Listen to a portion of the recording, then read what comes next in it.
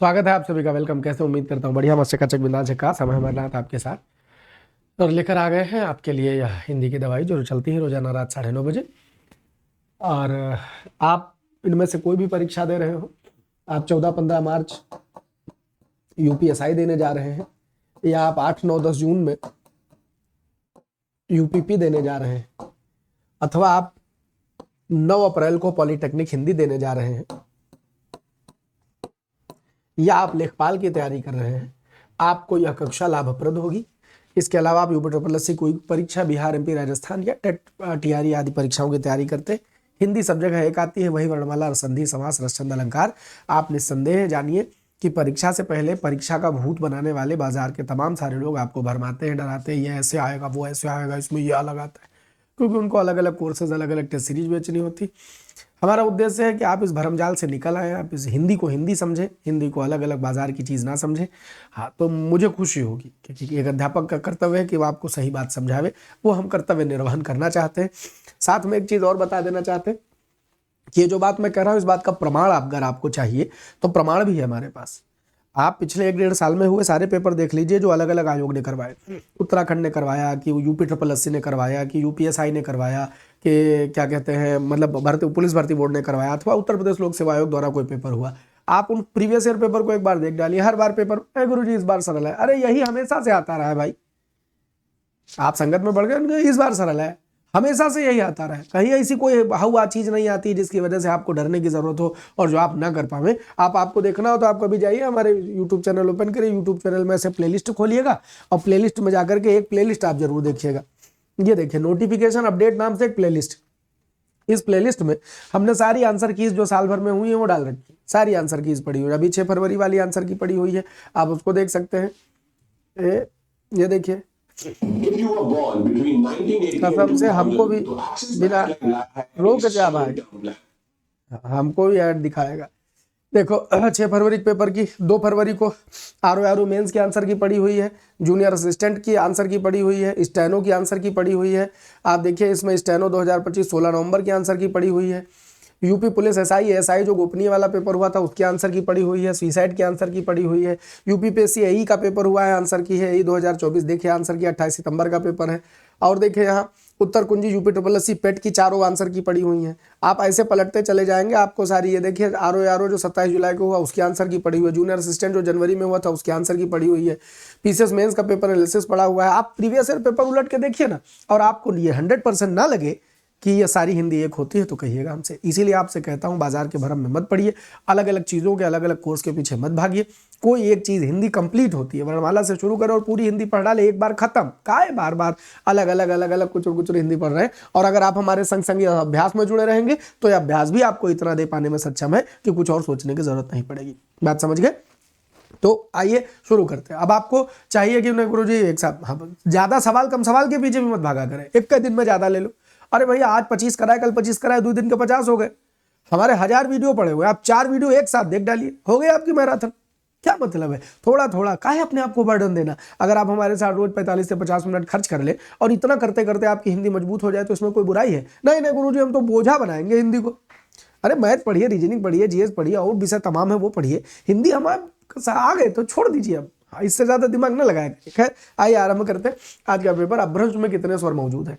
अपभ्रंश में 6, 8, 7, इनमें से कोई नहीं गुरुजी, रटा हुआ है। अपभ्रंश में 8 स्वर होते हैं, चूंकि उत्तर प्रदेश पुलिस भर्ती बोर्ड में यूपीएसआई के 2021 में ये पेपर आया था, सवाल आया था, तब से याद है, तो काम गवा नहीं अभी, ये याद है तब से।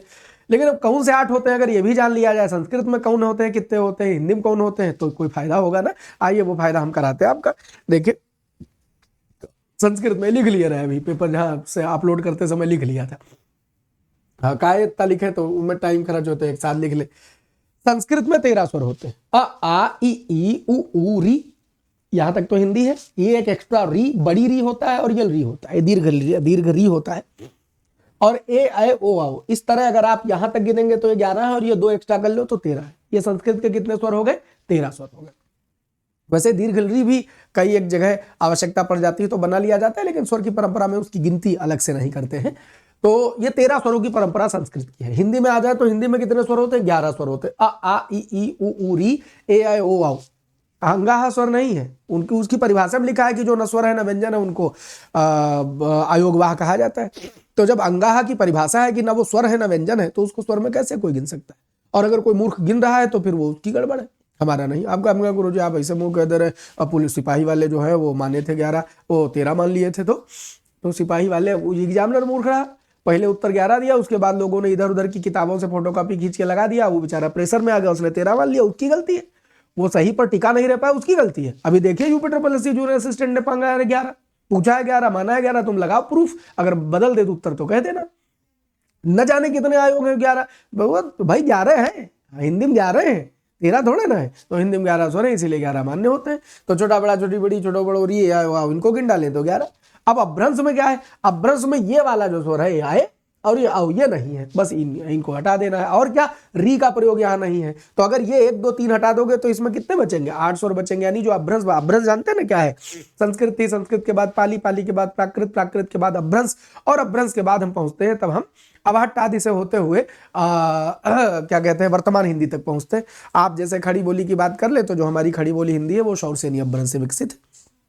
अपभ्रंश में तमाम अपभ्रंश हुए जिनसे आधुनिक बोलियों का निर्माण होता है। मगधी अपभ्रंश हुआ, शौरसेनी अपभ्रंश हुआ, अर्धमागधी अपभ्रंश हुआ, ब्राह्मण अपभ्रंश हुआ, खास अपभ्रंश हुआ। तो ये सब अलग अलग अपभ्रंश हैं, और उन अपभ्रंशों से तमाम सारी जो हिंदुस्तान की बोलियां हैं वो आपको निकलती दिखाई पड़ती हैं। तो अपभ्रंश का जो दौर है उसमें, हाँ आप कहेंगे कि गुरुजी उसमें आय का कोई प्रयोग नहीं होता है, आय की कोई मात्रा नहीं, औ की कोई मात्रा नहीं, थोड़ी बिगड़ी हुई बोली है, तो ये इन्हीं का प्रयोग होता है। तो अपभ्रंश के स्वर कितने हो गए 8, हिंदी के स्वर कितने 11, संस्कृत के स्वर कितने 13। ये गिनती याद रखना, इससे कम इससे ज्यादा कहीं मत मानना।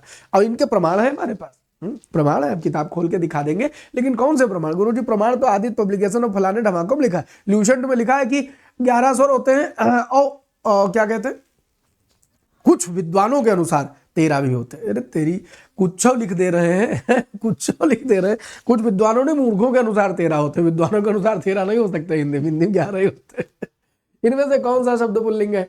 यशस्वी, अच्छा चलो कॉपी पेस्ट ना करो, ये क्लास हम रिकॉर्ड करें हैं, रिकॉर्ड करके अपलोड करें हैं, ये प्रीमियर चल रहा है, तबीयत थोड़ी गड़बड़ है। हाँ तो इसका आनंद लीजिए पढ़ने का, कॉपी पेस्ट के बजाय सवाल जवाब दीजिए। कमेंट हम देख रहे हैं बैठे, हाँ कमेंट देख रहे हैं आपके। देखिए इनमें से कौन सा शब्द पुल्लिंग है? यशस्वी, चील, अभिनेत्री, सरसों। तो पीली पीली सरसों डोले, महक महक पौरवा डोले, गाना है तो ना, हाँ तो पीला पीला सरसों कहेगा अजीब लग जाए। सरसों पीली स्त्रीलिंग, सरसों बोई जाती, सरसों काटी जाती, पीली सरसों, तो सरसों स्त्रीलिंग है। अभिनेत्री स्त्री है, ये चील भी स्त्रीलिंग है, ये तीनों शब्द स्त्रीलिंग। यशस्वी जो शब्द है वो एडजेक्टिव टर्म है, और यशस्वी मतलब यश वाला, इसका मतलब यश वाली नहीं होता, यश वाला। तो यशस्वी जो है वो पुल्लिंग की तरह प्रयोग किया जाने वाला शब्द है, अतः यही अकेला एक शब्द इसमें पुल्लिंग माना जाएगा। आइए, ये बड़ा सरल सरल सा सवाल था, यूपीएससी के पेपर से बनाए, तो उसमें जितने ऑप्शन हम आपके लेवल पर ला सकते हैं वो ले आते हैं कि एक एक सवाल में 4 4 सवाल देखें। अब आप अभी जो 10 20 सवाल यूपीएससी के उठाते हैं, लेकिन उसमें एकदम एडिट करके उनका रंग बदल देते हैं अच्छा, निर्गुण कवियों में सर्वाधिक शिक्षित संत इनमें से कौन है? निर्गुण कवियों में सर्वाधिक शिक्षित संत कौन है? तो निर्गुण कवियों में मलुकदास, धर्मदास, दादूदयाल, सुंदरदास। सुंदरदास का नाम सुंदर सुंदर लग रहा है, हाँ तो इन्हें याद कर लो, जिनके नाम में सुंदर है वही सबसे शिक्षित है। हाँ तो सुंदरदास सर्वाधिक। गुरुजी शिक्षित के माने का उस समय कोई यूनिवर्सिटी पढ़े गए रहे नहीं है। निर्गुण काल की बात करें, मतलब हम भक्ति काल की बात करें तो कोई यूनिवर्सिटी तो नहीं होगी, लेकिन उस समय वेदाध्ययन होता था, गुरुकुल पढ़ाई होती थी, शिक्षण होता था, शास्त्र आदि का अध्ययन होता था। तो सुंदरदास जी ने शास्त्र आदि का अध्ययन किया। निर्गुण का, और बाकी निर्गुण कवियों में ज्यादातर निर्गुण कवि पढ़े लिखे नहीं रहे, बस उन्होंने अपने भीतर से जो साधनाएं पाई उनका वो ज्ञान किया। कबीरदास जी की बात कर ले, कबीर क्या कहते हैं? मसी कागज छुयो नहीं, कलम गही नहीं हाथ। हमने मसी और कागज तो छुआ नहीं, मसी माने स्याही और कागज माने कागज, और कलम गही नहीं हाथ, और कलम कभी हाथ में पकड़ी नहीं। हमने स्याही और कागज और कलम से हमारा कोई राब्ता ही ना रहे। खुद कबीर कहते हैं, तो कबीर मतलब निरक्षर है, निरक्षर है। तो बाकी रहे दादूदयाल, धर्मदास और मलुकदास, ये भी सर्वाधिक शिक्षित की श्रेणी में नहीं आते, सर्वाधिक शिक्षित में सुंदरदास जी आते हैं। इनमें से कौन सा शब्द भूगोल का विलोम है? भू माने धरती, हाँ और गोल माने गोल, तो गोल गोल धरती की बात करेंगे तो विलोम में क्या आ जाएगा? खगोल आ जाएगा। अच्छा मास्टर साहब, खा क्या है? खा आकाश को कहते हैं, बड़ा गजब शब्द है। खा किसका मतलब होता है? खा के माने होता है आकाश। अब अगर आप खा के माने आकाश जानते हैं तो आप कुछ शब्दों का अर्थ देखेंगे, आपको आनंद आएगा। देखिए, ख माने आकाश होता है, तो आप कहिए खग। खा माने आकाश, गा माने गमन करने वाला, खग क्या हो जाएगा? पक्षी हो जाएगा। पक्षी हो जाएगा। हमको लगता है 5 पॉइंट पर लिखा करें, ये बहुत महीन दिखाता है। इसको 5 कर लेते हैं और लार्ज वाले को 6 कर लेते हैं। देखिए खग। अच्छा अगर हम कहें खे चर, तो ख माने आकाश और चर माने विचरण करने वाला, खेचर भी पक्षी हो जाता है। सब सारा खेल खा से निकल रहा है। और एक बहुत गजब शब्द है, वाक्यांश में पूछा जाता है, खग्रास।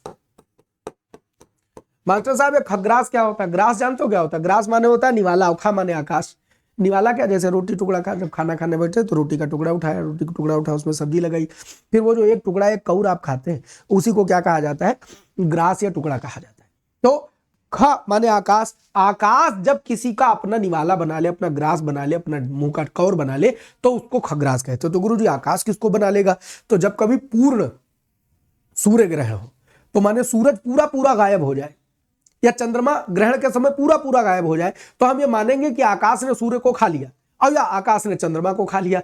तो पूरी तरह खा लिया, तब हे भगवान, तो होम्योपैथी दवा चल रही तो रुका है रुका है उसी अवस्था में, एकदम गलित अवस्था में, लेकिन वो परेशान बहुत आते हैं। इंतहा वाला बुखार तुखार लेवल तक नहीं गया है भोलेनाथ। देखिए, तो कभी आपसे प्रश्न पूछा जाए पूर्ण सूर्य ग्रहण अथवा चंद्र ग्रहण होगा, तो उसको हम क्या बोलेंगे? खग्रास बोलेंगे। तो कितना सुंदर ख से शब्द मिला। खमंडल माने क्या हो जाए? खमंडल माने भी आकाश हो जाएगा। ख माने आकाश मंडल, अर्थात आकाश अंतरिक्ष को बोला जाएगा। खमंडल का विलोम पूछे तो भूमंडल कह देना, खमंडल का विलोम पूछे तो भूमंडल कह देना, खगोल का विलोम पूछे तो भूगोल कह देना, आकाश का विलोम पाताल लिखना। ठीक, आप कहेंगे गुरुजी आकाश का पाताल लिखे, धरती नहीं लिख सकते। सुनो, आकाश का विलोम जब आवे शब्द और इधर विलोम, आकाश का विलोम क्या लिखना? पाताल लिखना। और धरती का विलोम पूछे तो आकाश लिखना। धरती का अपोजिट पाताल नहीं, धरती का अपोजिट आकाश है, लेकिन आकाश का मोस्ट फॉर सबसे अपोजिट कौन पड़ेगा? पाताल। तो इसलिए जो सर्वाधिक दूरी वाला, सबसे ज्यादा अपोजिट मिले, उसी को विलोम मानते हैं। तो आकाश के लिए पाताल चलता है। आकाश के ऑप्शन में लिखा हो आकाश का विलोम बताइए, पाताल और धरती दोनों लिखा हो तो पाताल मानेंगे, और धरती के विलोम में सदैव आकाश ही मानेंगे। ठीक है, तो धरती का विलोम आकाश करते हैं, आकाश का विलोम धरती नहीं करते हैं।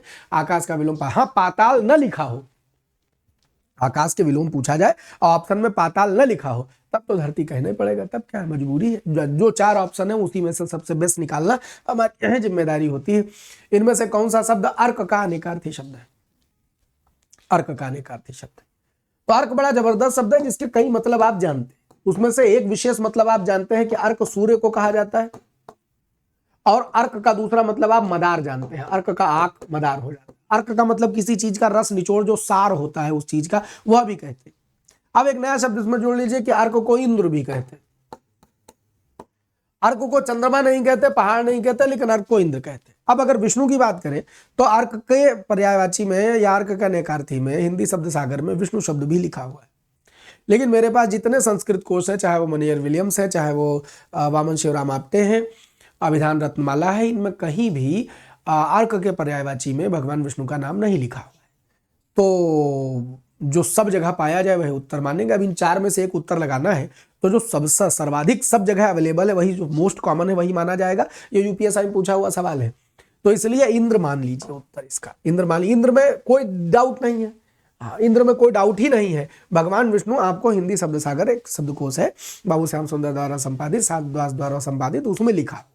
अब उसमें लिखा हुआ है तो ठीक है, लेकिन अब हमको 4 में से तो कोई लगाना। इंद्र तो 100% सब जगह लिखा हुआ है, सूर्य हर जगह लिखा हुआ है, मदार हर जगह लिखा हुआ है, विष्णु खाली हिंदी सब सागर में लिखा हुआ है। तो वही जो सब जगह पाया जाए वो ज्यादा बेहतर उत्तर होगा। तो इसलिए इंद्र को उत्तर मान लिया जाए, और आयोग ने भी यही माना होगा। बहरहाल हो सकता है एग्जामिनर ने संस्कृत शब्दकोश से सवाल बना दिया, होना चाहिए। कई बार होता है ना, किसी डिक्शनरी में लिखा है, किसी में नहीं लिखा है। अब जिस आदमी ने उस समय लिखा उससे मिल के जाओ बवाल करने, ये तो संभव नहीं ना कि 200 साल पीछे लौट करके लगभग 150-200 साल पहले हम हिंदी सब सागर में श्याम सुंदर दास जी क्या संपादन कर रहे हैं उनसे बतियाएं, या वामन शिवराम 1800-1850 में अपनी किताब लिख रहे हैं, तो उनसे मिलके तो बात हो नहीं सकती है। तो ये याद रखिएगा। ये 3 शब्द आपको 100% याद रखने। आइए आगे बढ़ते हैं। कापुरुष इनमें से कौन सा समास है? कापुरुष में इनमें से कौन सा समास है? ये बढ़िया सवाल है। कर्म तत्पुरुष, अव्ययी भाव संबंध तत्पुरुष और कर्मधारय, कापुरुष में कौन सा समास माना गया? तो सुनिए, कापुरुष का मतलब होता है कायर पुरुष। का कायर के शॉर्ट फॉर्म के तौर पर लिख दिया जा रहा है। आपको दिख रहा है विशेषण विशेष से मिल गया मास्टर साहब, विशेषण और विशेष से मिल गया। पुरुष की विशेषता कायर, ये बता रहा है। तो जहां विशेषण विशेष से या उपमेय उपमान आपस में चिपटे दिखाई पड़े और आपसे समास की बात पूछी जाए तो कर्मधारय के सिवा तुम्हारा जवाब कोई और नहीं होना चाहिए। कर्मधारय के सिवा कोई और जवाब नहीं होना चाहिए। तो कापुरुष इनमें से कौन सा समास है मास्टर साहब? कापुरुष इसमें से कर्मधारय समास है। ठीक है। अगर आपको कोई विशेषण सूचक शब्द, एडजेक्टिव बनाने वाला शब्द किसी शब्द के पहले लिखा मिल जाए तो आपको उसको सदैव कर्मधारय ही मानना है। जब आप नीलकमल कहते हैं तो कर्मधारय कहते हैं, क्योंकि नील शब्द विशेषण बता रहा है। जब आप विद्या रत्न कहते हैं तो उपमेय उपमान कह रहे हैं, विद्या धन कह रहे हैं तो उपमेय उपमान कह रहे हैं, क्या हो जाता है? कर्मधारय समास हो जाता है। तो कर्मधारय बनाने की कंडीशन है कि विशेषण विशेष से जुड़ जाए और उपमेय उपमान जुड़ जाए। तो ये याद रखना, कापुरुष इनमें से कर्मधारय समास हो जाएगा। विशेषण मूलतः कितने प्रकार के होते हैं? बेहतरीन सवाल है। तो मास्टर साहब देखिए, आप तो हमको 3 पढ़ाते हैं, इसमें तो ऑप्शन में ही 3 नहीं है, अब क्या करें? तो 3 नहीं है तो समझ लो कि यूपीएससी 2021 में जब एग्जामिनर सवाल बनाया तो वो बेचारा, उसको डर लग रहा था कि 3 डाल देंगे तो 3 में विवाद न हो जाए, तो वो अपनी सुविधा से 4 लिख दिया। ऑप्शन में उसने 3 लिखा ही नहीं। तो जब ऑप्शन में 3 लिखा ही नहीं तो क्या खोपड़ी पटक दे? तो 4 मार दे।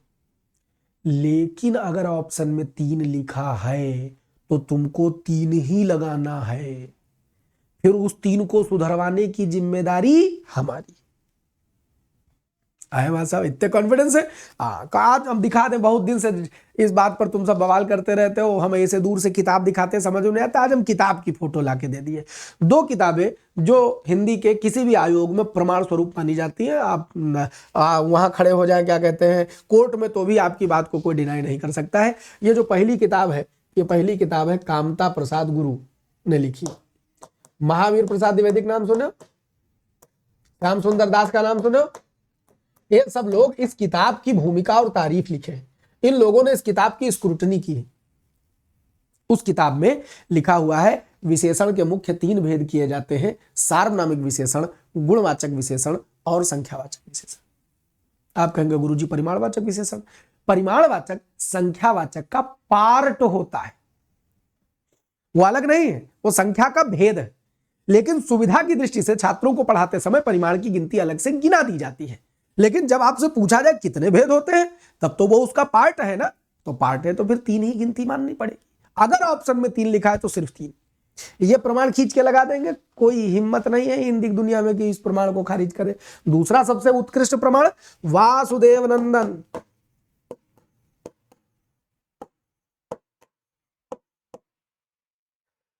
विशेषण के भेद। तो विशेषण का पहला भेद क्या लिखा है?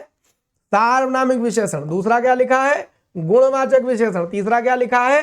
संख्यावाचक विशेषण। अब आप देखिए, संख्यावाचक विशेषण के अंतर्गत है परिमाण बोधक, अनिश्चित संख्यावाचक, निश्चित संख्यावाचक। साफ साफ विशेषण के 3 भेद बड़े बड़े लिखे हैं। कहां लिखे हैं? वासुदेव नंदन में लिखे हैं। तो यदि आप वासुदेव नंदन प्रसाद जी का प्रमाण देते हैं और यदि आप कामता प्रसाद गुरु का प्रमाण देते हैं तो आपका प्रमाण अकाट्य है। अकाट्य है, ये हम आपको दिखाई दे रहे हैं। रोज रोज कोई ना कोई कमेंट कर जाता है, अरे गुरुजी आप 3 ही बताते हैं, देखिए फलानी टेस्ट सीरीज में डमागे। टेस्ट सीरीज में टेस्ट सीरीज वाले किताबें नहीं पढ़ते तो हम क्या करें? टेस्ट सीरीज वाले नहीं पढ़ते तो हम क्या करें? अच्छा, अब तुम कहोगे गुरुजी भर्ती बोर्ड ने क्यों माना? भर्ती बोर्ड ने ऑप्शन में 3 लिखा क्या? वो बेचारा डर गया एग्जामिनर, उसको लगा 3 लिख देंगे बवाल हो जाएगा। तो 3 कहां माना है? उत्तर प्रदेश लोक सेवा आयोग आरओ का 2016 का पेपर था, जाकर उठा देख लेना, उसमें 3 आया था, आंसर की मिला लेना। ये घटना चक्र में जो लिख देते उत्तर माला में माना गया, उत्तर माला नहीं मिलाते। घटना चक्र यूथ कंपटीशन के तमाम सारे आंसर मैं आपको दिखा सकता हूं जो लिखते हैं आयोग ने माना और आयोग ने कुछ और माना है। देखा है, तुम अब पढ़ना शुरू किया, हम 15 वर्ष से पढ़ा रहे हैं तो हमको मालूम है। तो इसलिए याद रखना, यदि ऑप्शन में 3 लिखा है तो तुम्हारा उत्तर 3 होगा। जब 3 नहीं है लिखा है तो 4 मान दे। इसमें नहीं लिखा है 4, 3 कहीं नहीं लिखा है, 4 लगा देना। 3 लगाओगे सही कराने की गारंटी हमारी, सही कराने की गारंटी हमारी है। इस प्रमाण को अकाट्य प्रमाण माना जाएगा, इसको लगा लेना, याद रख लेना हमेशा के लिए, ठीक है। आइए आगे बढ़ते हैं। हुआ ये है बच्चा कि आजकल 100 के 1 लाख सब्सक्राइबर पार हुए नहीं कि वो अपने आप को बहुत बड़ा यूट्यूबर और हिंदी का बादशाह ज्ञानी समझने लगते हैं। और कोई 200, 3 लाख, 3 लाख, 4 लाख सब्सक्राइबर और कहीं 1 दिख जाए, अरे अब वो कहो सारे विश्व में बादशाह हो जाए, नई नई किताबें आना लग जाए, अपना पब्लिकेशन खोल ले, अल्ले ये किताब परीक्षा ये गई, ये किताब ले सिपाही, ये किताब ये दरोगा, ये किताब ये फलाना, ये किताब। कि किताब लिखने वाले चोर हैं, इनका अपना कुछ नहीं है, ये फोटो कॉपी करते हैं, ये कॉपी पेस्ट करते हैं। अपने भीतर हिंदी को, अपने भीतर अंग्रेजी को, अपने भीतर गणित को आत्मा में उतारा ही नहीं इन्होंने, बस कॉपी पेस्ट कर दिया, माल बेच रहे हैं ये सब। तो इन किताबों का प्रमाण नहीं होता। एक तो बाजार में किताब है, वो हर पेपर के बाद अपने आप को अपडेट कर देती राजपाल, हर पेपर के बाद। पेपर आया नहीं कि अपडेटेड, एक पेपर गया अपडेट, उसके पहले उसमें 11 स्वर रहे, अब यूपीपी आ गया तो 13 हो गए। तो ये अपडेशन है। सिलीमुख अपने मन से नए शब्द कर दे रहे। तो उसके एक किताब की बात नहीं कर रहा हूं, हमारी किसी किताब से दुश्मनी नहीं है। आप गलत करेंगे, आप बाजार बनाएंगे। एक बात बताओ, हिंदी में कितना अपडेशन होता है? हिंदी में कोई अपडेशन होता है? नहीं गुरुजी, पाणिनि कुछ और कह रहे हैं, आज हमारे नए युग के पाणिनि पैदा हुए हैं, कुछ कहेंगे। सब दुकानें हैं, ये किताबें बेचने का तरीका है। मूल किताब पढ़ लो, सारा बवाल खत्म, एक तरफ से झाड़ बाहर कर दोगे। फलाना पब्लिकेशन, धमाका पब्लिकेशन, सफेद रंग की किताब, नीले रंग की किताब, लाल रंग की किताब। इतने साल हो गया पढ़ाते हुए, लेकिन किताब लिखने बैठता हूं तो हमको लगता है क्या हम किताब लिखने लायक हैं? सच में मुझे लगता है क्या हम किताब लिखने लायक हैं? हमको तमाम पब्लिकेशन के ऑफर है। एक पब्लिकेशन ने ऑफर दिया, आप चिंता न करिए, माल लिखा हुआ है, बस खाली आप बताइए, हिंदी भास्कर का लोगो लगा हुआ है, आपकी फोटो लगा हुआ है, किताब बिक जाएगी। और इस तरह की किताबें बाजार में बिक रही हैं। कोई पब्लिकेशन वाला सुने तो गलती से हमारे पास चले ना आना ऐसा ऑफर लेकर के। और अगर आप छाप रहे हैं ना, जो अध्यापक इस तरह किताबें छापे, चोर हो तुम, तुम्हारी आत्मा मर गई है। किताब लिखो तो आत्मा से लिखो, इसे बाजार न बनाओ यार कि बस माल बिक जाए हमारा, माल बिक जाए हमारा। किताब लिखना मतलब साधना का, तपस्या का काम है। हाँ, पाप पुण्य का बोध होता है भीतर, नहीं बाजार बनाए रखे, किताब लिख दे। ये वासुदेव नंदन कह रहे हैं और ये कामता प्रसाद गुरु कह रहे हैं। 3 लिखाओ तो 3 मारना, प्रमाण यही माना जाएगा। आओ आगे बढ़ते हैं। पिता के घर पर रहने वाली युवती के लिए इनमें से उपयुक्त शब्द कौन सा है? पिता के घर पर रहने वाली युवती के लिए इनमें से उपयुक्त शब्द कौन सा है? तो पिता के घर पर रहने वाली युवती को सुहागिनी नहीं कहते हैं, तो ब्याह हो जाएगा तब हो जाएगा। सिकता रेत या बालू को कहा जाता है। गृहिणी जो घर में रहे, सुवासिनी कहा जाता है, सुवासिनी। एक शब्द चिरंटी भी चलता है। पिता के घर रहने वाली युवती के लिए चिरंटी या सुवासिनी शब्द प्रचलित है, तो सुवासिनी याद रखिएगा। 9 नंबर, नय को बुझाती नहीं बिरहा नल नहीं ननी नीर नदी बहने पर। इस उदाहरण में अलंकार, इस उदाहरण में अलंकार।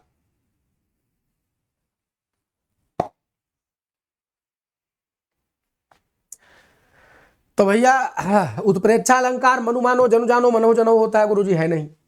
अनन्वय अलंकार उपमा का ही एक भेद है। उपमा अलंकार में सासी शेषो सम सदृश जिम सरिस समान ज्यों जैसे जिम तुल्य उपमावाचक जाने सब उपमा के वाचक आते हैं। अनन्वय में भी वही होते हैं, बस इसमें क्या होता है कि उपमेय और उपमान सेम हो जाते हैं।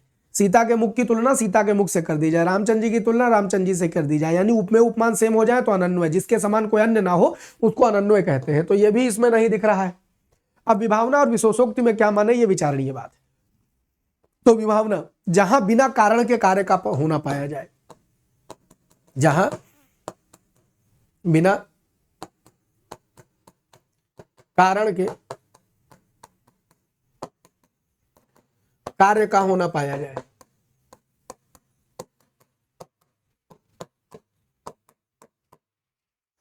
और विशेषोक्ति जहां कारण होने पर भी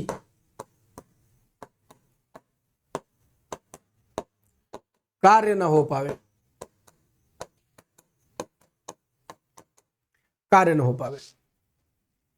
तो जहां बिना कारण के कार्य का होना पाया जाए, जैसे आपने सुना बिनु पद चले सुने बिन काना कर बिन कर्म करे विधि नाना। बिन पद चले, बिना पैर के चलते हैं, और सुने बिन काना, बिना कान के सुनते हैं। बिना पैर के चलते हैं, बिना कान के सुनते हैं। तो बिना कान के कोई सुन सकता है क्या? सुनने के लिए कान होना चाहिए था, लेकिन काम हो रहा है वाक्य में। इसके बड़े तगड़े अर्थ हैं, वो तगड़े अर्थ में न जाए, बस बेसिक समझिए कि कारण नहीं है, पैर नहीं है और चला जा रहा है, कान नहीं और सुना जा रहा है, तो जहां बिना कारण के काम का होना पाया जाए वहां विभावना अलंकार हो जाता है। विशेषोक्ति कहां होता है? जहां कारण मौजूद है और काम नहीं हो पाता। पानी होगा तो प्यास बुझ जाएगी ना, और पानी सामने हो, प्यास नहीं बुझ रही, तो ये क्या है? कारण मौजूद है और काम नहीं हो पा रहा। जैसे इसका अर्थ देखिए, नए को बुझाती नहीं विरहा नल, विरह अनल, अनल माने आग, विरह माने विरह की अग्नि बुझ नहीं रही है, विरह की अग्नि बुझ नहीं रही है। नयनन नीर नदी बहने पर, आंखों से नयनन से आंसुओं की नदी बह रही है, फिर भी आग बुझ नहीं रही है। नदी बहने लग जाए तो आग को बुझ जाना चाहिए था, लेकिन यहां नदी बहने के बाद भी आग नहीं बुझ रही है। ये एक प्रकार से कारण का मौजूद होने पर भी कार्य का न होना बताया गया, कारण होने पर भी कार्य का न होना बताया गया। जहां कारण मौजूद होने पर भी काम का ना होना बनाया गया, यानी बुझाने के लिए पानी मौजूद होने पर भी आग नहीं बुझाई गई, ये बात इसमें क्लियरली बताई गई है। तो ये सामान्य बात नहीं है, ये विशेष उक्ति है, इसीलिए इसमें विशेषोक्ति अलंकार हो जाएगा। और विभावना इसमें नहीं होगा, बिन पद चले सुने बिन काना ये होता तो विभावना अलंकार हो जाएगा। अब अनन्वय क्या होता है? राम से राम, सिया सी सिया, राम से राम, राम की तुलना राम से, सिया सी सिया, सीता माता की तुलना सीता जी से, सिया सी सिया, राम से राम, सिया सी सिया, सिरमा और बिरंच विचार से, यह अनन्वय का एग्जाम्पल हो गया। आइए 10 नंबर देखते हैं। इनमें से री क्या है? व्यंजन है, स्वर है, दोनों है, संयुक्त व्यंजन है। कुछ महान आत्मा कहते हैं री भी स्वर नहीं है, मूलतः 10 स्वर होते, खोपड़ी फोड़ दे तुम्हारा भोलेनाथ डमरू हो जाए, पानी नहीं सुनिन, आ ई उड़ री, री आया उसमें, स्वर से खारिज कर दोगे। एक जने ज्ञान दिन हमको याद है, बहुत पहले हम जब ऑफलाइन पढ़ाना शुरू किए थे, 2010 की बात, 1 साल हो गया था लगभग पढ़ाते हुए, तो बच्चे भी पसंद करते थे और वहाँ के डायरेक्टर साहब भी। हाँ, तो जब भी कोई नया टीचर आता था तो हमको उसमें बिठाते थे, डेमो वाले में उसमें बिठा लेते थे कि भाई आप देख लीजिए टीचिंग स्किल इसकी कैसा है। तो सारे लोग बैठते थे, हम भी बैठते थे। एक मास्टर साहब आए हिंदी पढ़ाने, कहें री जो है वो स्वर नहीं है, क्योंकि इसका उच्चारण री की तरह होता है। तो हम कहा कि सबसे पहले ये मिटा दीजिए और ये बताइए आपने, नहीं वो असल में वो आए थे कोई और विषय पढ़ाए, बोले हिंदी भी पढ़ा लेते हैं। तो हम कहा ये मिटा दीजिए पहले, और अब यह बताइए कि आपने कभी पाणिनिक माहेश्वर सूत्र पढ़े हैं? नहीं, हाँ सुना तो है। तो हम कहा अगर सुना है तो उसमें री आता है। अब जाके कभी पढ़ाने जाइए, जिस विषय का मास्टर हो वही कहेगा, ये न कहेगा हिंदी भी पढ़ा लेते हैं। हमारे जैसे आदमियों की एकदम सुलग अंदर से हो जाती है। या तो आप पढ़ाइए, आपकी आत्मा में उतरी हो तो पढ़ाइए, लेकिन ये नहीं कि री हो जाता है। ये स्वर वर्ण है, तुम्हारे मुंह से उच्चारण नहीं निकलता है, तुम वैदिक उच्चारण नहीं कर पाते हो, तो इसमें तुम्हारा दोष है कि तुम इसको री कहते हो। बाकी ये संस्कृत में स्वर है, तुम बिगड़ाना बोलने लगे तो बिगड़े हुए को तुम नियम बना दोगे। हाँ, तो ये व्यंजन नहीं है, ये स्वर है, ये व्यंजन नहीं है। कहा अगर ये इसकी क्या जरूरत थी, इसकी खाली री से काम चला लेते। हाँ, ऋषि लिख लेते हैं, ऐसे अर्थ निकलेगा? नहीं निकलेगा, अर्थ अनर्थ हो जाएगा। तो इसलिए ये बेकार बात है, री स्वर ही है, इसको कहीं अंजन व्यंजन जैसा कुछ मानने भी मत लगिएगा, ठीक है? वो जिंदगी भर आदमी हमसे खुन्नस खाया है। क्वालिटी पढ़ाएं फिर वो हिंदी आए पढ़ाएं। उस समय हम हिंदी नहीं पढ़ाते थे, उस समय हम इतिहास और मैथ्स पढ़ाते थे। मतलब हिंदी जब कोई बैच कोई फंस जाता था, कोई नहीं होता था, तब पढ़ा देते थे। तो गीता ने पुस्तक पढ़ी, इस वाक्य में कौन सा काल है? गीता ने पुस्तक पढ़ी, इस वाक्य में कौन सा काल है? अपूर्ण वर्तमान, सामान्य वर्तमान, पूर्ण वर्तमान, तात्कालिक वर्तमान। तो गीता ने पुस्तक पढ़ी है, पढ़ी है, पढ़ी है। तो आप समझिए गीता ने पुस्तक पढ़ी है। तो ये जो पढ़ी है लिखा हुआ है, इसको आप क्या मानेंगे? इसको आप पूर्ण वर्तमान मानेंगे। पढ़ी है से क्या बात निकल रही है? पढ़ चुकी है, यही तो भाव निकल रहा है। माने जो काम प्रेजेंट में कंप्लीट हो चुका है। तो प्रेजेंट में यदि कोई काम कंप्लीट होता दिखाई पड़े तो उसको पूर्ण वर्तमान या प्रेजेंट परफेक्ट कह देते हैं। 12 नंबर सवाल देखें, 16 मात्राओं वाला छंद इनमें से कौन सा है? दोहा है, चौपाई है, घनाक्षरी है, रोला है। तो घनाक्षरी तो वर्णवृत्त छंद में चला जाएगा, तो उसमें 16 मात्रा गिनने का कोई औचित्य नहीं। वैसे 31 मात्रा का दंडक छंद घनाक्षरी कहलाता है। रोला में 24 मात्रा होती है, चौपाई में गुरुजी 16 मात्रा होती है, और दोहा में 13-11 चलता है, अर्ध सम्मात्रिक चलता है। तो इसलिए 100% इसमें लगा दीजिएगा, ठीक। और धुन याद कर लो, हाँ, वरना तुम दोहा को भी रोला समझने लगोगे, क्योंकि दोहा की एक लाइन पूरी जोड़ोगे 24 आएगा। इसीलिए मैं कहता हूँ मात्रा लगाना छोड़ दो, धुन बना लो। धुन नहीं बनाओगे तो तुमको रोला में भी 24 होती है, और दोहा की पहली लाइन 13 और दूसरी 11, और ये एक लाइन में लिखा रहता है तब 24 आ जाएगा। सोरठा लिखा होगा तो उसमें 11 और बाद में 13 आता है, 11 13 जोड़ोगे तब 24 आ जाएगा। तो तुम कंफ्यूज हो जाओगे कि हम रोला कहें कि दोहा कहें कि सोरठा कहें। लेकिन अगर तुमको धुन आती है तो दोहा की धुन अलग है, सोरठा दोहे की उल्टा धुन है, और रोला एकदम अलग है, वो दोहे की धुन में अइबे नहीं करेगा, भले 24 मात्रा होती है। तो इसीलिए धुन बनाओ गुनगुनाओ, धुन बनाओ गुनगुनाओ, संगत में रहोगे तो धुन बनाना गुनगुनाना आ जाएगा। बाकी तुमको मात्रा इतना ही गुरुजी हम तो मात्रा, तो जाओ लगाओ मात्रा। हमने छंद में मात्रा लगाने के नियम करके एक वीडियो बनाया, जाओ देख लो। खाली यही नहीं, दुनिया में कहूँ कहानी लिखी होगी तो मात्रा लगा लो, जो कि वीडियो खोज करके पढ़ लेना। आइए 13 नंबर देखें, इनमें से कौन सी भाषा का विकास मागधी अपभ्रंश से हुआ है? मागधी शब्द बिगड़ेगा तो मगही बन जाएगा। मगध क्षेत्र बिहार का क्षेत्र है। अवधी बघेली गढ़वाली ये बिहार क्षेत्र में नहीं है, मगही अब बिहार क्षेत्र में, सिंपली मगही जो है वो मागधी अपभ्रंश से उद्भूत भाषा है। सवाल संख्या 14 देखिए, इनमें से कौन सा शब्द अग्नि का पर्यायवाची नहीं? अग्नि का पर्यायवाची नहीं, सरल सवाल है गुरुजी। वैश्वानर अग्नि का पर्यायवाची है। अनल नहीं है, जहां नल पानी नहीं है तो आग लग जाए वह है। रोहिताश्व यह भी अग्नि का पर्यायवाची है। अमी जो है वो आग का पर्यायवाची नहीं है। अमी उसको कहते हैं अमी, अमीय या अमृत को कहा जाता है, अमृत को कहते हैं, ठीक है। हाँ, रोहिताश्व या लोहिताश्व यह भी कहीं लिखा रहता है, लोहिताश्व।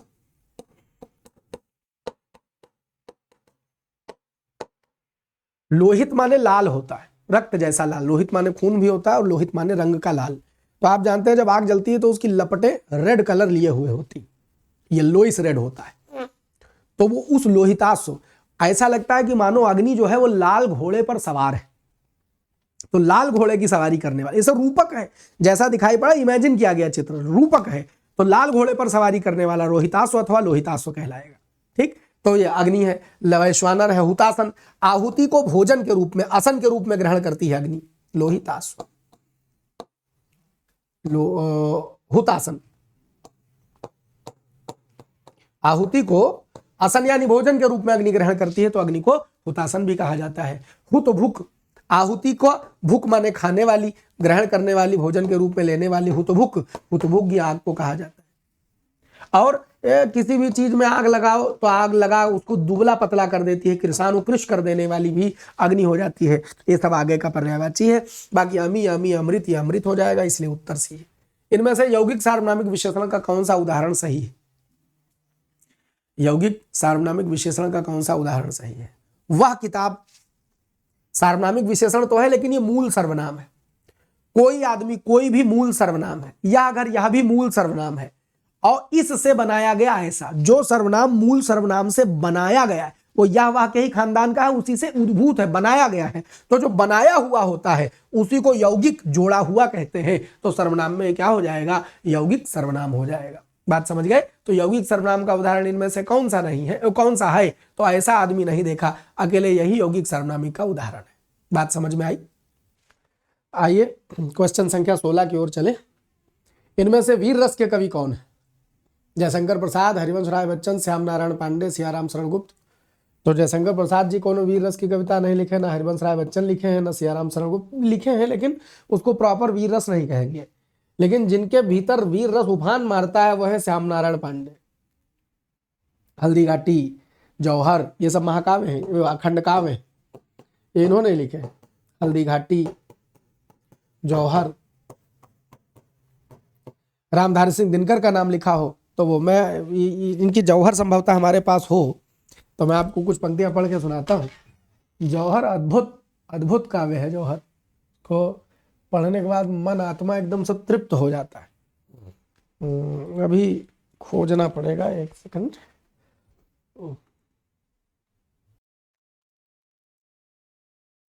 ये है, ये जौहर है, एक इनका खंडकाव्य है श्याम नारायण पांडे जी का। ये देखिए, मतलब ये वही जब अलाउद्दीन खिलजी का आक्रमण हुआ और रानी पद्मिनी ने जौहर किया, उस दृश्य का वर्णन है इसमें। और इसको मतलब ऐसे जैसे अंदर से वो जोर मारता है, वीर रस इसको पढ़ने के बाद। और एक जगह जहाँ जौहर का वर्णन हुआ है, जब सारी रानियाँ अग्निकुंड में प्रवेश करती हैं तो वो रो पड़ेंगे आप। कभी फुर्सत मिले, लगातार सब एग्जामें लगे रहते हैं तुम्हारे सबके, ये परीक्षा फिर ये परीक्षा फिर ये परीक्षा, कहीं 2-4 महीने का बहुत परीक्षा वरीक्षा न पड़े, कोई एग्जाम प्रेशर न हो, तो हमारा मन है बैठ करके ये कविताएं आपको सुनाएं। बहुत बहुत शिद्दत से मन है, हम आपको कुछ पंक्तियां इसकी पढ़ के सुनाते हैं। जब जौहर हो गया, वो दृश्य तो हम पढ़ नहीं पाएंगे, हम पढ़ते हैं तो बार बार हमारे आंसू आ जाते हैं। जब जौहर हो गया यानी सब राख हो चुकी थी रानियां, तो वो लोग निकले युद्ध करने के, अब तो मारना है, अब मर जाना है, जितनी सेना और जितने पुरुष बचे थे। तो वो दृश्य सुनना कि थी रात, ये जौहर पढ़ रहा हूं, थी रात पहर भर और शेष, पौ फटने में थी देर अभी, शासन करता था भूतल पर तमराज धरा को घेर अभी, नव शिशु से तारे सटे हुए थे अभी गगन की छाती से, मुखरित न हुए थे वन उपवन विहगों की वीर प्रभाती से। जौहर ज्वाला में कूद कूद उन सतियों के जल जाने पर, उन भीम भयंकर लपटों में माँ बहनों के बल जाने पर, प्रज्वलित बुभुक्षित पावक को उठ माथ नवाया वीरों ने, उठ उठ स्वाहा स्वाहा कर दी पूर्णाहुति व्रत धीरों ने, मल मल कर तन में चिता भस्म क्षण भर खेले अंगारों से, सिर लगा चिता रज गरज उठे गढ़ हिला हिला हुंकारों से। मंदिर में रखे सिंदूरों को फेंका जौहर की ज्वाला में, नरमुंड बढ़ाने चले वीर तांडव रतहर की माला में, माँ बहनों के मिट जाने से प्राणों में मोह नमाया थी, इसलिए आन पर मिटने को वीरों की व्याकुल काया थी। घायल नाहर से गरजे ताड़ित विषधर से फुफकार चले, खूंखार भेड़ियों के समान वैरी दल को ललकार चले। फाटक के लौह किवाड़ खोल, जय बोले जय खप्पर वाली की, जय मुंड चबाने वाले की, जय सिंह ना वाहिनी काली की, जय नाच नचाने वाले की, जय प्रलय मचाने वाले की, वैरी के चीर कलेजे को जय लहू पचाने वाले की, जय अरि शोड़ित पी जाओ, बोले अरि शोड़ित पी जाओ, बोले मरकर भी जी जाओ, मेरे गढ़ के घायल शूरों अरि दल से लिपट अभी जाओ। जय बोल व्यूह में घुसे वीर, घनमंडल में जैसे समीर, सरपत में जैसे अग्निज्वाल, दादुर में जैसे वक्रव्याल, ले ले वरदान कपाली से, ले ले बल गढ़ की काली से, अरिशीस काटने लगे वीर छप छप तलवार भुजाली से। पी खून जगी खूनी कटार, वैरी उर्की थी आर पार, अरि कंठ कंठ पर कर प्रहार, पी रही रक्त तलवार धार। आहा, 100 वीरों के चक्रव्यूह में घूम रहा था एक वीर, 100 धीरों के आवर्तन में झूम रहा था एक धीर, वैरी के ऐसे गल फिरते जैसे टप टप तरु फल गिरते, कट कट कर मस्तक गिरते थे शोणित सागर में तिरते थे। रावल तलवार उघारी थी, जड़ थी तो भी वह नारी थी, भग भग कर सैनिक के उर में छिपती थी सलज कुमारी थी। वह कभी छिपी है पाती में, वह कभी गजों की छाती में, वह कभी झमक कर उलझ गई कंपित घाती आघाती में। वह ज्वाला सी जरती आई, वह दावा सी बरती आई, वह घुस घुस वैरी सेना में ले रक्त वमन करती आई। अरे व्यूह काटती जाती थी, अरे रक्त चाटती जाती थी, अरे दल के रुंडों मुंडों से रणभूमि पाटती जाती थी। रावल की खर तलवार देख, रावल दल की ललकार देख, वैरी थे थकित चकित कंपित, कुंठित लुंठित संघार देख। घन सदृश गरज खिलजी बोला, गढ़ गर्जन से डग डग डोला, पीछे जो हटा कटारी से, काटूंगा उसे दुधारी से। भागने लगे जब राजपूती सैनिकों का ये, अब तो उनके प्राणों का मोह नहीं था, सब सतियां सती हो चुकी थी, अब वो तलवार लेकर के निकले थे, सब भागने लगे। तो खिलजी को बोलना पड़ा कि अगर वापस लौटोगे तो हम काट देंगे, तो मर जाओ या मारो, ये दशा आ गई। भय से अरिवीर कढ़े आगे, ले ले शमशेर आगे बढ़े आगे, मुट्ठी भर गढ़ के वीरों पर, रावल के उन रणधीरों पर तीखे भालों से वार हुए, बरछे वच्छस थल पार हुए, अगणित खूनी तलवारों से गढ़ के सैनिक लाचार हुए। 100 जन को काट कटा योधा, 100 जन को मार मरा योधा, तोड़ित से लथपथ लोथों पर सोया अरि रक्त भरा योधा। ये श्याम नारायण पांडे पढ़ते चले जाओ तो आत्मा एकदम झंकृत हो जाती है। मुझे हैरत होती है इन षड्यंत्रकारियों से, जिन्होंने विश्वविद्यालयों से, जिन्होंने पाठ्यक्रमों से किताबें हटा दी। क्या है, मैं सवेरे उठा, मैंने चाय पी, मैंने ये किया, मैंने वो किया, कविता के नाम पर वो विष्ठा, कविता के नाम पर वमन, ये किताबों में बच्चों को पढ़ाया जाता है। हिंदी से अरुचि क्यों ना हो जाए, ये पढ़िए, हिंदी में रुचि ना जाग जाए तो कहिएगा। लेकिन ये 70 वर्षों का षड्यंत्र है। हिंदी पाठ्यक्रम से जो वास्तविक हिंदी थी, जो वास्तविक साहित्य था, सब किनारे कर दिया। फलाने कविता लिख रहे हैं, प्रयोग बात कर रहे हैं, फलाना बात कर रहे हैं, नई कविता लिख रहे हैं, मैं सवेरे उठा, मेरे भीतर की वेदना जागी। रे सब मतलब गुस्सा आ जाता है, वाजिब आ जाता है। ये एक दिन का नहीं है, बहुत दिनों का खेल चल रहा है। आइए, इन वामपंथियों ने कब्जा कर लिया विश्वविद्यालयों पर पिछले 70 वर्षों में। उसके बाद ये जितना साहित्य जिससे भारतीय संस्कृति जग सकती, जो वास्तविक साहित्य है, जो वास्तविक गीत था, सब खारिज कर दिया। अपने हम बांट रहे हैं, फलाना अकादमी पुरस्कार, ढमाका आदमी पुरस्कार, ये पुरस्कार, वो पुरस्कार, सब ऑप्शन छूटे, फलाने स्कूल के प्रोफेसर बना दो, ढमाके बना दो, यही चला है। हिंदी के साथ ही भयानक षड्यंत्र हुआ है। बालकों के पाठ्यक्रमों में ऐसी वाहियात कविताएं डाली गई जिसको न लड़का समझ पा रहा है न पढ़ाने वाला समझ पा रहा है। अरे ये डालो तो मजा आ जाए, आनंद आ जाए। तो यार बस श्याम नारायण पांडे जी हैं। इनमें से वीर रस के कवि कौन है? हल्दी घाटी और जौहर के रचयिता श्याम नारायण पांडे, इनको याद रखिएगा। ये आगे बढ़ते। कुंडलिया छंद में चरणों की संख्या कितनी होती है? कुंडलिया छंद में चरणों की संख्या कितनी होती है? 4, 8, 2, 6। तो कुंडलिया छंद में चरणों की संख्या होती है 6। आप जानते हैं रोला के 4 नहीं, पहले दोहा की 2 लाइनें होती हैं और रोला की 4 लाइनें होती हैं। तो इस प्रकार 6 चरण बनते हैं, 6 पंक्तियां बनती हैं। बाकी कुंडलिया वो है छंद जिससे शुरू होता है, जिस शब्द से उसी शब्द पर खत्म होता है, और जो दोहे का अंतिम भाग होता है और रोले का पहला चरण होकर के पहला भाग होकर के आता है। 18 नंबर देखें, किसका उच्चारण स्थान दंत है? दांत से कौन बोला जाता है? बोल के देखिए, पा, पा होंठ से बोल रहे हैं, ना, ना यही दांत से बोल रहे हैं, गा कंठ से बोल रहे हैं, चा तो ये बचा कौन? ना। ता, था, दा, धा, ना ये दंत से बोला जाने वाला है। 19 नंबर देखें, महावीर प्रसाद द्विवेदी इनमें से किस पत्रिका के संपादक थे? तो आप जानते हैं हिंदी प्रदीप बालकृष्ण भट्ट संपादक थे। सरस्वती पत्रिका का नाम ही द्विवेदी जी के नाम पर है, समझ लीजिए। सरस्वती पत्रिका का संपादन महावीर प्रसाद द्विवेदी ने किया। इसकी शुरुआत में बाबू श्याम सुंदर दास 2-3 लोग संपादक मंडल बनाए, तो कोई पहला नहीं कह सकते, 2-3 जने मिलकर शुरुआत किया, संपादक मंडल था। उसके बाद ये जब से महावीर प्रसाद द्विवेदी जी को 1903 में सौंपा गया, तब से लेकर के सरस्वती पत्रिका ने द्विवेदी युग की स्थापना में बहुत महत्वपूर्ण भूमिका निभाई। हिंदी को परिष्कृत, हिंदी को शुद्ध करने में बहुत महत्वपूर्ण भूमिका निभाई सरस्वती पत्रिका ने। 20 नंबर, इनमें से कौन सा शब्द गौरव का विलोम है? तो गौरव का विलोम आप जानते हैं, विलोम का बिरादरी का कंसेप्ट इस शब्द में देखने को मिलता है। गुरु का विलोम क्या होता है? लघु होता है। अगर इस गुरु में हम क्या जोड़ दें? ता जोड़ दें तो शब्द गुरुता बन जाएगा, तो इसका विलोम क्या हो जाएगा? लघुता हो जाएगा।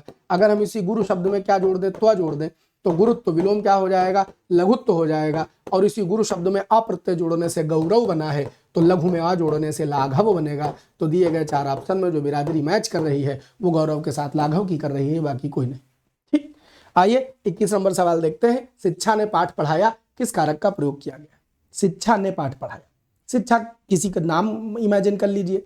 हाँ, तो शिक्षा ने पाठ पढ़ाया, कर्ता साफ साफ लिखा हुआ है, आगे सोचने की जरूरत नहीं है। किस कारक का प्रयोग हुआ? अच्छा गुरुजी, इसमें तो कर्ता ये है, शिक्षा कौन है? कर्ता है, और पाठ क्या है? वो कर्म है। क्या पढ़ाया गया? पाठ पढ़ाया गया, पाठ कर्म है। ठीक, अच्छा तो अब इसमें कौन सा कारक माना जाए? तो जैसे अगर अंडरलाइन ना करे, वाक्य में अंडरलाइन ना करे, तो जो कारक चिन्ह दिया हो, जो कारक जैसे ने चिन्ह दिया है तो फिर कर्ता मान लेंगे। कर्ता ना दिया हो तो कारक, मतलब अगर किसी भी वाक्य में खाली एक कारक नहीं होता, वाक्य बनाने में कम से कम 2-3 कारक होते हैं। तो अगर ये अंडरलाइन करके पूछे तो खट से बता दीजिए, अंडरलाइन ना करे तो जो कारक चिन्ह दिया हो वाक्य में वो वाला आपको उत्तर लगाना होता है। तो इसमें कर्ता कारक मान जाएंगे। शिक्षा ने पाठ पढ़ाया तो कर्ता कारक हो जाएगा। आगे बढ़िए, निम्नलिखित में से कौन सा शब्द तत्सम है? बहुत बेहतरीन सवाल। गयंद, मयंद, कपिंद, दिन। हाँ, गयंद, मयंद, कपिंद, दिन, बताइए। तो ये जो शब्द है गयंद जो है, और मयंद और कपिंद और दिन, इसमें दिन खाली तत्सम शब्द है। तुम कहोगे गुरुजी ये क्या है? तो भैया दिन संस्कृत शब्द है। प्रतिदिन, दिन में ईश जोड़ो दिनेश, ये संस्कृत शब्द है। आप दिन की बात करें, आप दिवस की बात करें, आप दिवा की बात करें, ये सब तत्सम है। जो शब्द संस्कृत में सीधे सीधे उपयोग किया जा सके, सीधे सीधे उपयोग किया जा सके, उसको आपको तत्सम कहना पड़ेगा। आपके पास कोई दूसरा उपाय नहीं है, सारे तत्सम। कोई प्रचलित तद्भव नहीं है, इसका कोई तद्भव प्रचलित नहीं है। हाँ, गयंद तद्भव है, क्योंकि संस्कृत का गजेंद्र बिगड़ा है तो गयंद बना है।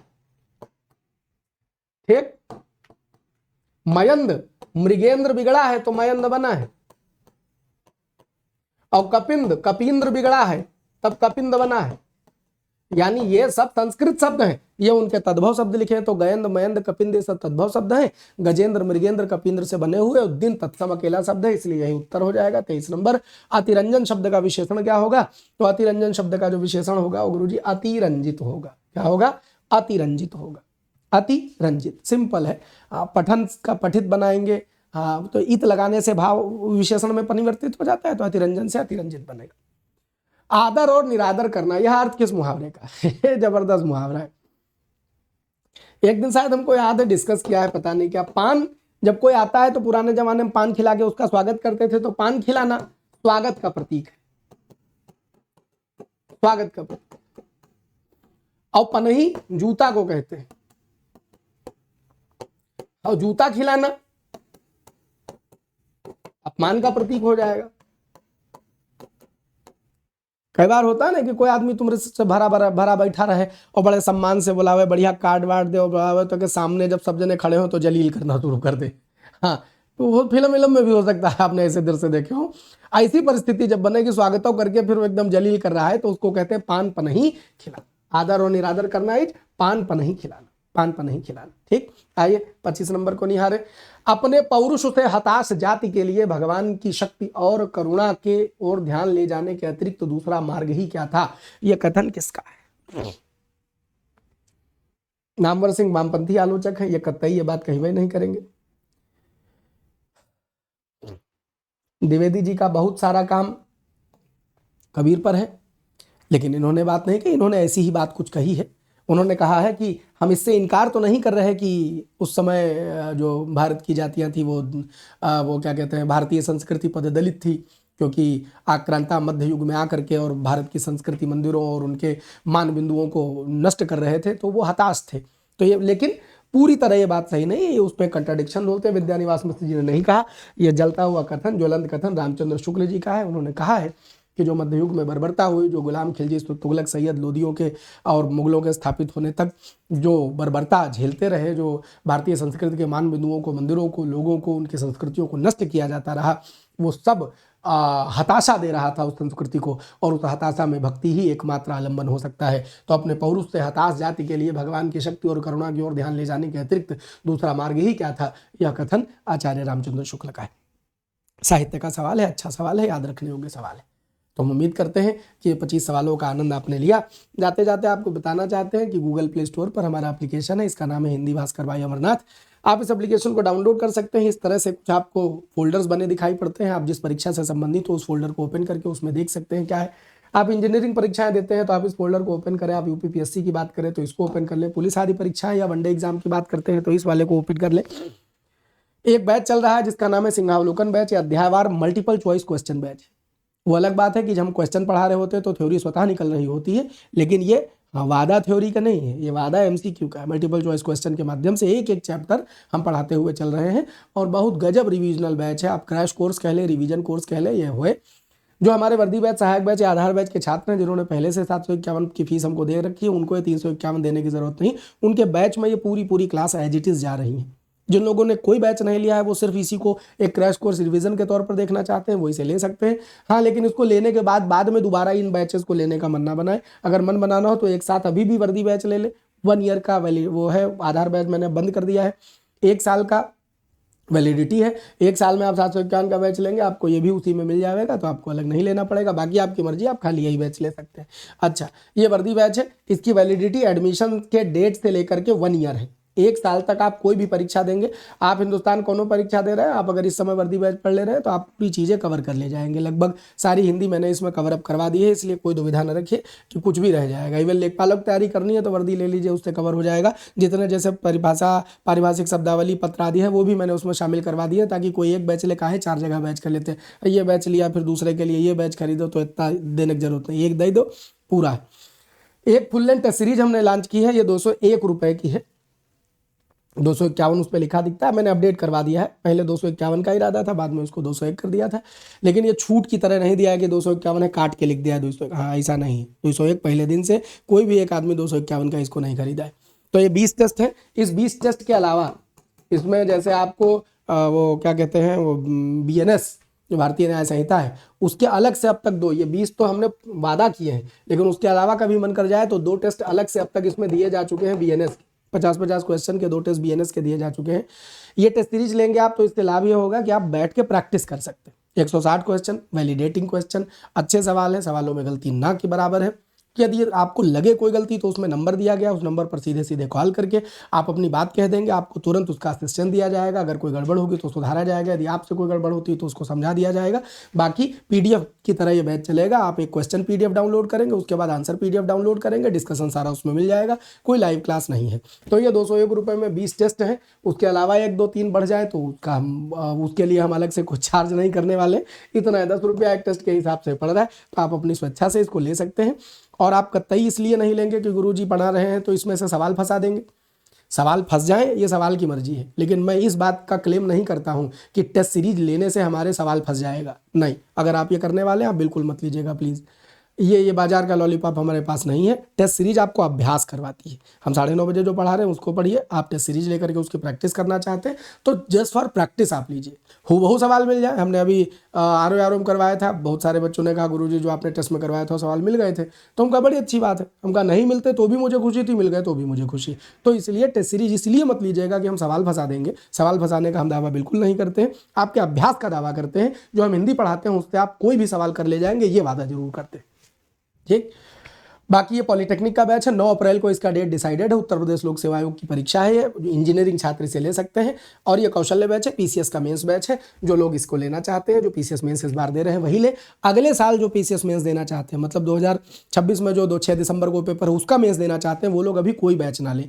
ना मैंने अभी कोई सीसैट का बैच लॉन्च किया है, क्योंकि पेपर आपका 6 दिसंबर को है। मई या जून में हम बैच लॉन्च करेंगे। तब तक आप बैच खरीदने की कोई जल्दी मत करें। मुझे मालूम है मैं आज कोई बैच बना दूं, आज बहुत सारे लोग खरीद लेंगे, लेकिन हम नहीं बनाएंगे।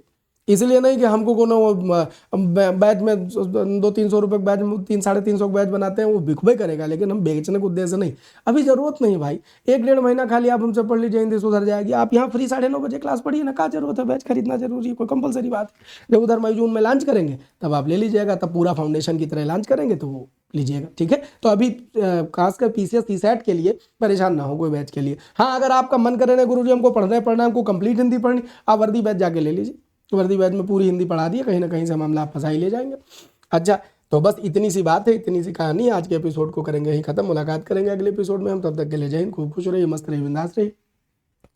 ऑफलाइन में कमेंट कर जाइएगा। अभी जो आप कमेंट कर रहे हैं ये खाली हम देख सकते हैं, और चूंकि ये रिकॉर्डेड क्लास है, मैंने पहले रिकॉर्ड किया आपको देने के लिए, तो ये प्रीमियर चल रहा था, इसका आपने आनंद लिया। खूब खुश रहे, मस्त रहे, बिंदास रहे। इसी बात कही के साथ आज के एपिसोड में इतना ही। Bye bye.